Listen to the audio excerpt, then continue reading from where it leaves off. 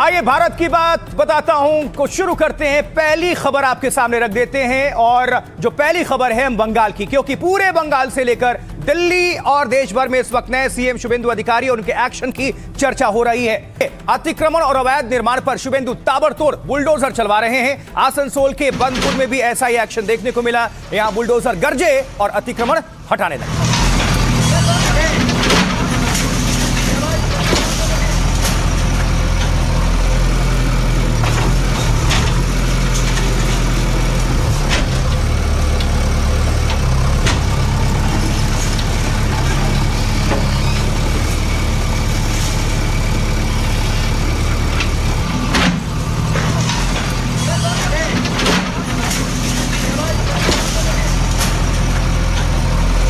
देखिए, आसनसोल में पश्चिम बंगाल में अतिक्रमण हटाया गया तो सामने आई टीएमसी के कब्जे की हकीकत। आरोप है कि टीएमसी ने अवैध कब्जा करके अपना यहां दफ्तर तैयार कर लिया था, लेकिन अब शुभेंदु ऐसे सारे अवैध कब्जों को खाली कराने में लगे हुए हैं। ये देखिए एक और तस्वीर। तो ये टीएमसी का अवैध दफ्तर तोड़ा जा रहा है, उसी की तस्वीर है।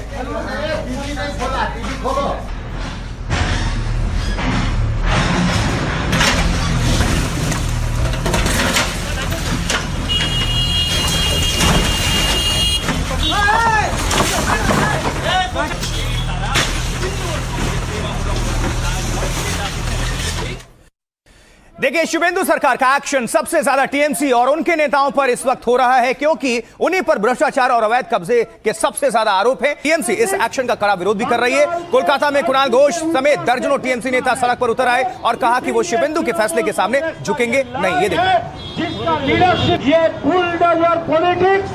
बंगाल के धरती से उखाड़ के फेंकना है और इसीलिए तृणमूल कांग्रेस का ये लड़ाई है, जिसका लीडरशिप दे रहे हैं हमारा ममता बनर्जी।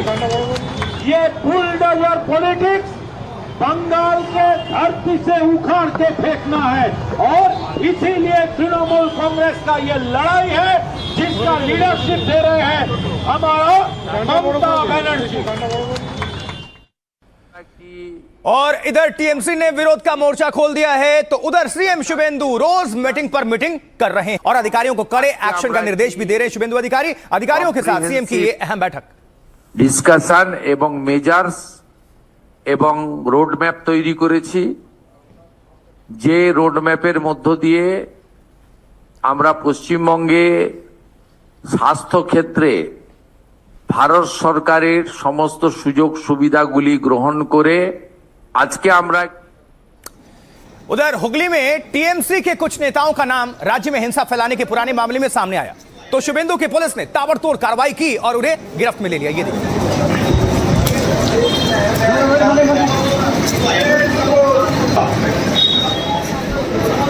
हेलो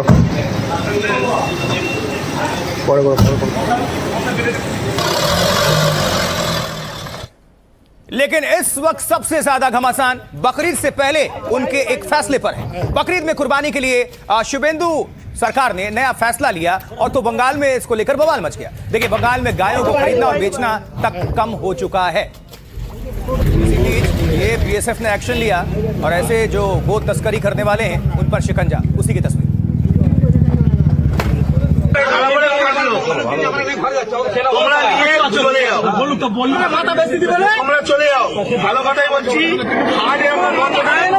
আমাদের যে মোল্লা ভাই কিনবে সে ওটা কুরবানির জন্য কিনবে, এটা আমাদের বছরের একটা উৎসব।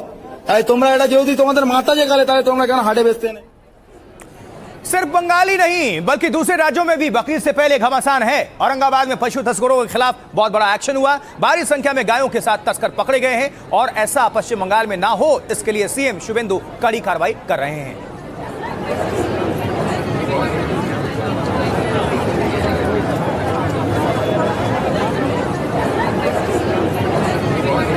भी कुर्बानी होगी, बकरी भी कुर्बानी होगी, ऊँट भी होगी, दुम्बा भी होगी। सारे पशु जो है वो कुर्बानी का जायज है, वो कुर्बानी होगी, कोई रुक सकता नहीं। Kabir, if you have to stay in Bengal, you need to follow the rules of Bengal. 556 Islamic nations, where you can go.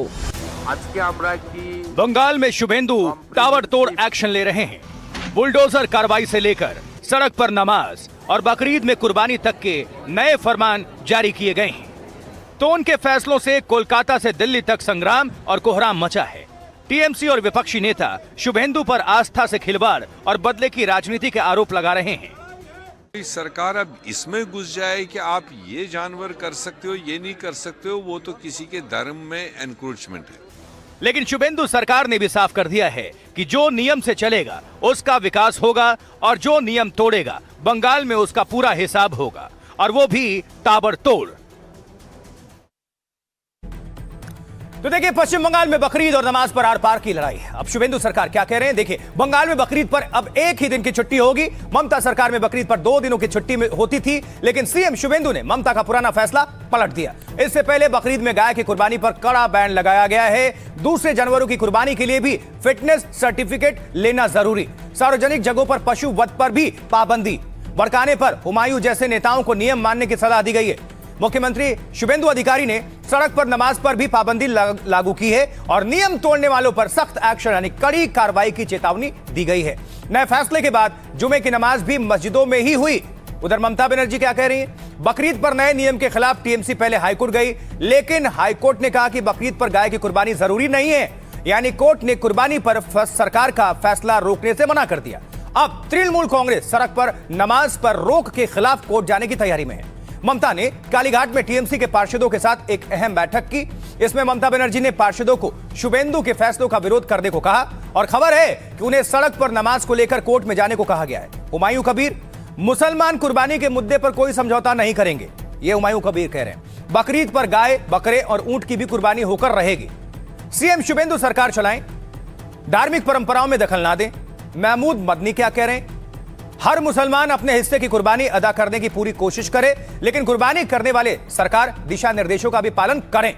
कानूनी तौर पर बैन जानवरों की कुर्बानी से परहेज किया जाए। बकरीद में कुर्बानी के साथ साफ सफाई का भी खास ध्यान रखा जाए। जानवरों के अवशेष सड़क, गलियों या फिर नालियों में हरगिज ना फेंकें। भड़काने के लिए कुर्बानी की तस्वीरें या वीडियो सोशल मीडिया पर ना डालें। और अब बकरीद से पहले शुभेंदु के फैसलों से कैसे बवाल मचा है, सुनाते हैं क्या कह रहे हैं सियासतदान। सुनिए जरा। काउ स्लॉटर 14 साल के नीचे का कोई गाय और गाय का जो फैमिली है उनको नहीं काटा जा सकता है। दूसरे राज्य में ये नियम नहीं है या कम है या दूसरे तरह का है, लेकिन बंगाल में है और पिछला सरकार के टाइम में भी ये था, लेकिन कोई लागू नहीं किया है अपना वोट बैंक के लिए।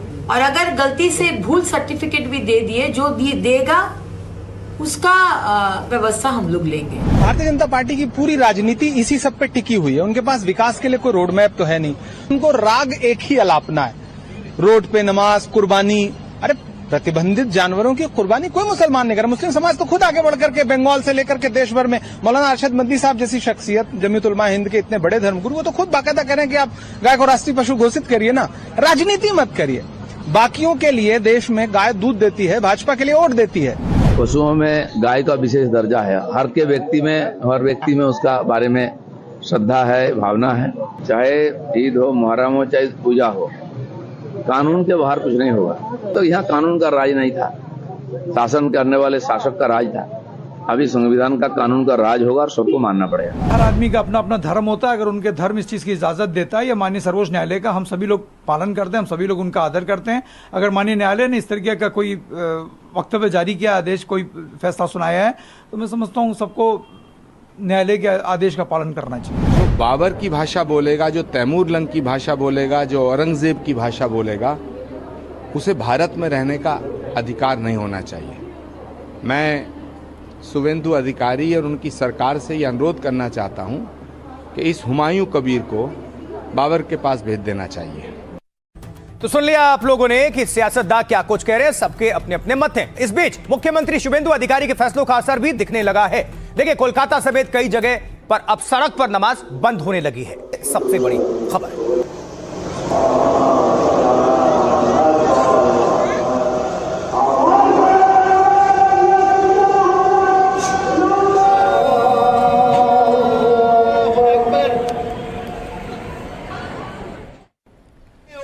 वहीं मौलाना अरशद मदनी जैसे मुस्लिम धर्मगुरु भी नियम मानने और गायों की कुर्बानी से बचने की अपील कर रहे हैं। गाय को मत ज़बा करो, मैं कहता हूं एक कदम आगे बढ़कर मत ज़बा करो, मैं मुतालबा करता हूं। आइए जरा जान लेते हैं, समझ लेते हैं कि बकरीद पर क्या कुछ कहता है इस्लाम। देखिए, इस्लाम के मुताबिक बकरीद अल्लाह के प्रति आस्था और त्याग दिखाना है और सबसे प्रिय और कीमती चीज के त्याग को तैयार रहने का पैगाम है। आमतौर पर कुर्बानी में बकरा, भैंस, ऊंट और गाय का इस्तेमाल किया जाता है, लेकिन देश में गाय काटने पर बैन है, इसलिए कुर्बानी से बचना चाहिए। मुस्लिम धर्मगुरु कहते हैं कि उन्हीं जानवरों की कुर्बानी होती है जो जंगली ना हो और पूरी तरह फिट हो, यानी बीमार या फिर विकलांग जानवर की कुर्बानी नहीं दी जाती। बकरा कम से कम 1 साल का, भेड़ 6 महीने और भैंस 2 साल से कम के ना हो। जानवरों की कुर्बानी कभी खुली या फिर सार्वजनिक जगहों पर ना हो और दूसरे धर्म की आस्था और भावनाओं का भी सम्मान करना चाहिए, वो आहत नहीं होनी चाहिए। इसलिए ऐसे किसी जानवर की कुर्बानी ना हो जिससे माहौल खराब हो या बिगड़े। कुर्बानी का मकसद दिखावा या सिर्फ गोश्त खाना नहीं होना चाहिए। कुर्बानी के गोश्त को 3 बराबर हिस्सों में बांटा जाता है। एक हिस्सा गरीबों और जरूरतमंदों में बांटा जाता है, दूसरा हिस्सा रिश्तेदारों और दोस्तों के लिए होता है, तीसरा हिस्सा अपने परिवार के लिए रखा जाता है। बकरीद का मकसद सिर्फ कुर्बानी देना और मांस बांटना नहीं है, असली मकसद है भाईचारा, आपसी एकता और गरीबों की मदद। देखिए, इस्लाम में बकरीद और कुर्बानी को लेकर क्या नियम है, खुद सुनते हैं मुस्लिम धर्मगुरुओं के जरिए। जो जानवर हैं जो नहीं कर सकते हैं उनमें गाय है, बैल है, ऊंट है, इनकी कुर्बानी नहीं हो सकती और ना ही ये ऐसी कुर्बानी जायज होगी।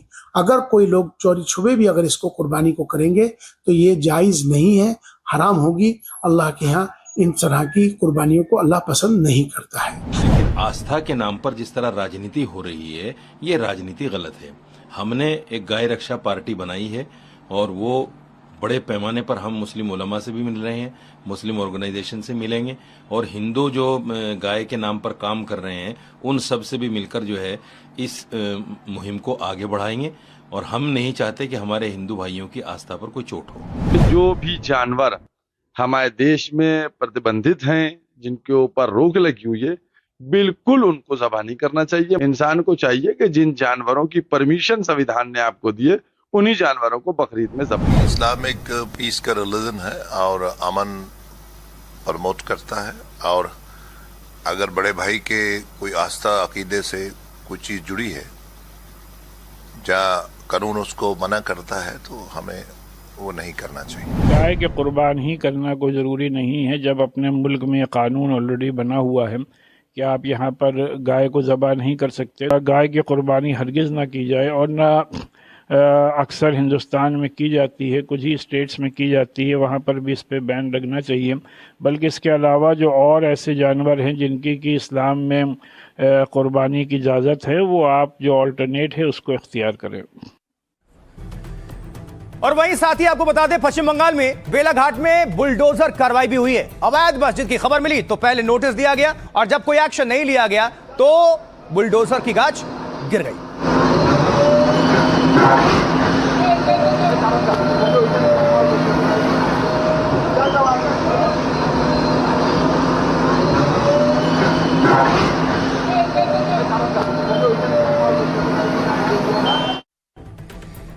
तो पश्चिम बंगाल में अब बुलडोजर लगातार गरज रहे हैं, एक के बाद एक ताबड़तोड़ एक्शन देखने को मिल रहा है। कुछ और तस्वीरें, कुछ और जानकारी आपके सामने रखने जा रहे हैं। देखिए, कुर्सी संभालते ही मुख्यमंत्री शुभेंदु अधिकारी ममता बनर्जी के कई बड़े फैसलों को पलट रहे हैं। ममता की बनवाई एक मूर्ति की भी खूब चर्चाएं हैं। देखिए, ममता बनर्जी ने सॉल्ट लेक स्टेडियम के बाहर यह खास मूर्ति बनवाई, लेकिन बीजेपी शुरू से इसे विवादित बता रही थी और विरोध कर रही थी।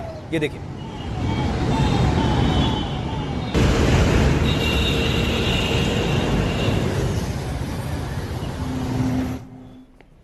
और सरकार बनने के 2 हफ्ते दिन के अंदर ममता बनर्जी की बनवाई मूर्ति हट गई सॉल्ट लेक स्टेडियम के बाहर। अब 2 पैर तो दिख रहे हैं, लेकिन धड़ की जगह रखी फुटबॉल अब गायब है।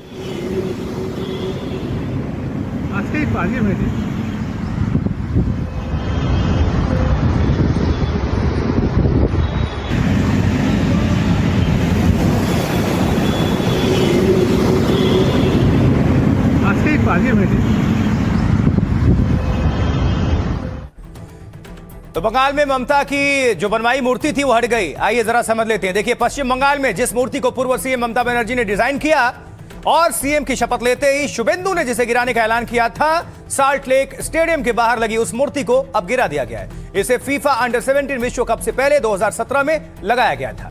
यह मूर्ति स्टेडियम के वीवीआईपी गेट के बाहर लगाई गई थी। इस मूर्ति में फुटबॉल खेलने वाले विशाल पैर दिखाए गए थे। वो पैर विश्व बांग्ला लोगों में विलीन होते हुए प्रतीत होते थे। पैरों के ऊपर धड़ नहीं, फुटबॉल लगा हुआ था, जिस पर आपको बता दें, अब देखिए, इस बीच बंगाल के जो खेल मंत्री निशित प्रमाणिक ने इसे बेहद भद्दी करार दिया था, भद्दा बताया था। उन्होंने मेसी विवाद के लिए इस मूर्ति को जिम्मेदार ठहराया था और कहा था कि जब से यह मूर्ति लगी टीएमसी के बुरे दिन शुरू हो गए। अब खेल मंत्री के निर्देश के बाद मूर्ति को जमींदोज कर दिया गया है और स्टेडियम के आसपास बुनियादी ढांचा सुधारने का ऐलान किया गया है।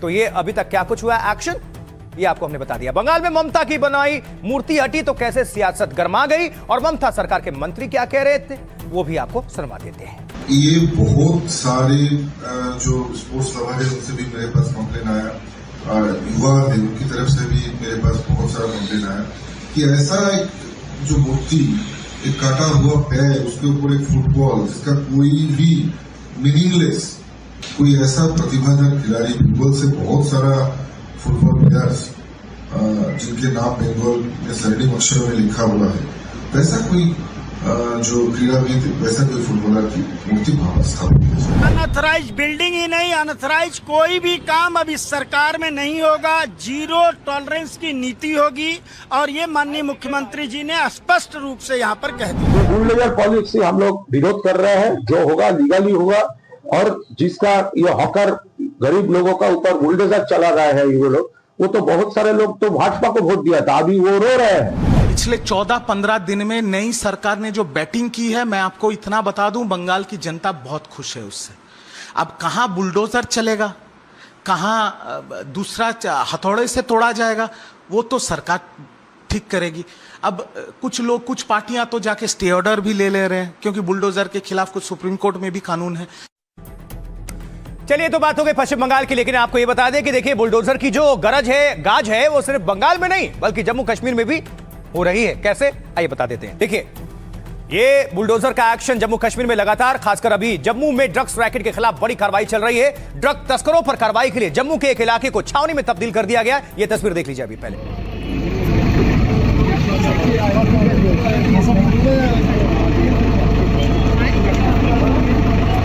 जम्मू की ये तस्वीर जहां ड्रग पैडलर्स के खिलाफ अभियान।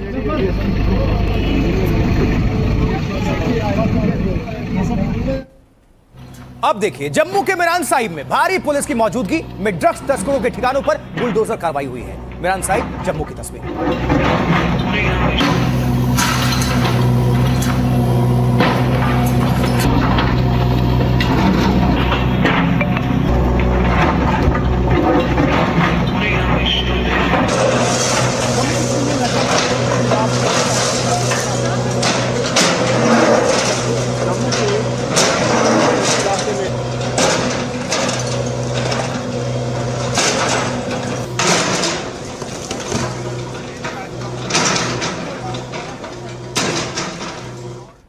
तो जम्मू की कार्रवाई और उसके बाद डोडा में भी एक्शन। डोडा में नशा तस्करों की संपत्ति भी जब्त की गई है, जिसकी तस्वीरें आप देख पा रहे हैं। अब देखिए,